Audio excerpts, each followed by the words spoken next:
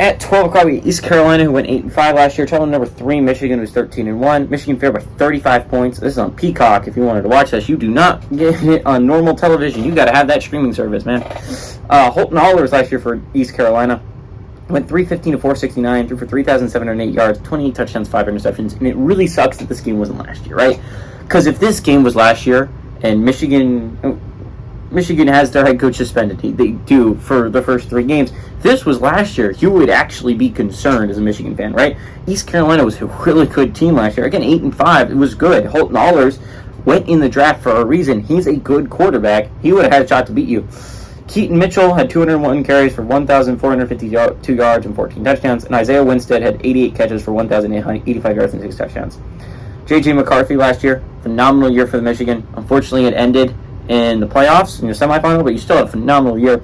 J.J. McCarthy went 208, 332, threw for 2,719 yards, 22 touchdowns, and 5 interceptions. Blake Corum is going to be a huge part of that team this year. The question is, do they beat TCU if they have Blake Corum? Because Blake Corum's a star. He's arguably the best running back in the NFL, in college football. And you know what's interesting is going back through this list, it's just going to be a weird side tangent for a little bit, but it's like you look at these stats. I was looking at stats for this, trying to make these videos, right? All my favorite running backs are going to the NFL, right? Like, the running backs I loved watching run, like Troy Dye and Muhammad Ibrahim and others. There's a whole bunch of running backs that I really was in love with. I loved watching them run the football. Obviously, Bijan Robinson's up there, but I love watching these kids run the football. They were great, and they're basically all gone except for Blake Corum. Blake Corum is one of my favorite running backs to watch run the football because he's a phenomenal runner, and so I get to watch him play football again. It's kind of want to watch this game. I get to watch Blake Corum play football for the first time in a while. He had 247 carries for 1,463 yards, 18 touchdowns, and he didn't even play a full season. He got hurt with like 2 games left in the regular season. He could have had more, much more, at least 300 more yards there. 18 touchdowns is insane.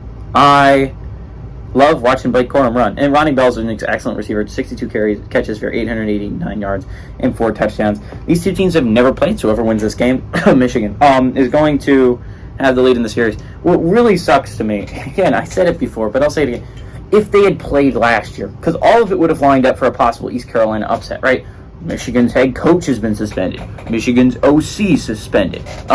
You have Holton Ahlers, one of the best quarterbacks in the American. You have a great team. Again, this was a Pirates team that last year was a field goal away from beating NC State. A really good NC State team to start the year.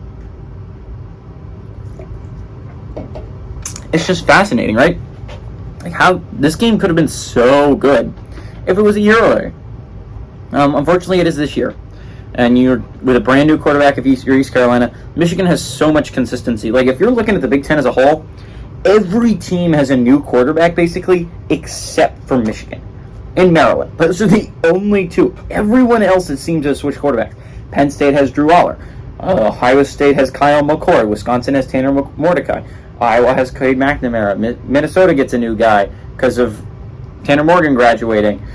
New guy in Nebraska. New guy at Purdue. New guy at Northwestern. And new guy in Illinois. Like, it's all new people except for Michigan. In Maryland, obviously Maryland brings back Taulia Tagovailoa. But if you're going to focus on Michigan, they're the studs, right? They're the team to beat.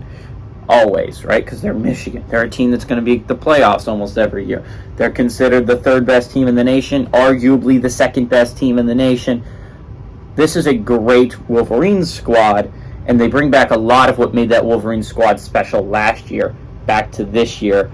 And they have consistency on where a lot of other teams that are considered contenders, like Georgia, like Ohio State, don't have that same consistency, right? Georgia loses Stetson Bennett. While he was never a just killer, he was a solid contributor on that offense. You lose him. That is a huge loss. C.J. Stroud is a huge loss for Ohio State. Now, how good Kyle McCord is going to be interesting to see, but C.J. Stroud almost single-handedly willed them to a playoff victory over Georgia. And if this kicker didn't miss a field goal, they likely win a national championship last year. That's how good C.J. Stroud is. they lose. Ohio State loses that. J.J. McCarthy, this is his third year in the offense. This is his second year starting. J.J. McCarthy's a really great quarterback. You've got to think that Michigan's going to do great things this year. Give me Michigan to win and cover the 35-point spread against ECU.